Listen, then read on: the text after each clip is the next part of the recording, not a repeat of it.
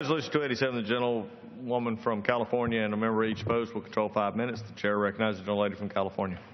Thank you, Mr. Chairman. I rise, as I said, to offer an amendment, and it will take a modest step forward to improve pipeline safety. This issue of particular importance to me and to my constituents. 2 weeks ago, more than 100,000 gallons of crude oil spilled from the ruptured Plains All-American pipeline along the treasured Gaviota Coast, just north of Santa Barbara in my district. The oil quickly flowed under the highway onto the beach and into the ocean, where the oil slick spread south for miles along the coastline, affecting pristine environmental habitats, recreational interests, and commercial fishing operations. While the exact causes of this spill are still being investigated, it is already clear that woefully inadequate federal pipeline safety standards played a significant role. But it didn't have to be this way. In 2011, the House worked in a bipartisan way to pass the Pipeline Safety, Regulatory Certainty, and Job Creation Act. This law, which passed the House unanimously, directed the Pipeline and Hazardous Materials Safety Administration, or PHMSA, to update and strengthen key pipeline safety standards. The law called on PHMSA to issue a rule requiring automatic shut-off valves on new pipelines and to strengthen requirements for the inclusion of leak detection technologies on pipelines. The law required these rules to be finalized by January of last year, yet here today we are still waiting. PHMSA has not even issued a proposed rule on these common-sense regulations which passed the House unanimously. PHMSA continues to drag its feet, and communities like mine continue to pay the price.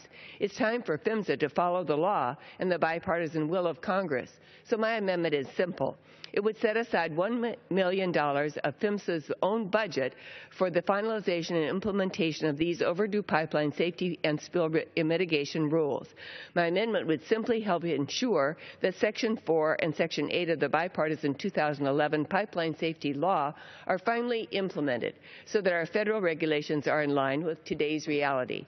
My amendment does not cost a dime. It does not authorize any new programs. Section 4 requires new pipelines to install automatic shutoff valves, and Section 8 requires pipeline operators to use the latest leak detection technologies. Both of these provisions were enacted unanimously by this House in 2011. The pipeline that burst in my district not have an automatic shutoff valve, despite the fact that other comparable pipelines in the area do use this technology. An automatic shutoff valve would not have prevented the spill necessarily, but it certainly would have minimized it. It took over 2 hours for the pipeline operator to even identify where the pipeline had ruptured, let alone actually stop the flow of crude oil. That's unacceptable. If the standards required under Section 4 and Section 8 had been required of the Plains pipeline in my district, the spill likely would have been much less severe. My amendment would take a small yet important step forward to address these troubling issues by pushing PHMSA to get its act together and finalize these rules. Mr. Chairman, oil and gas development, by its nature, are dangerous and dirty businesses. The mere fact that Plains and other companies have oil spill contingency funds shows that there is no such thing as a safe pipeline. Spills do happen, and they will continue to happen as long as we depend on fossil fuels for our energy needs. We have a responsibility, therefore, to do all we can to make these pipelines as safe as possible.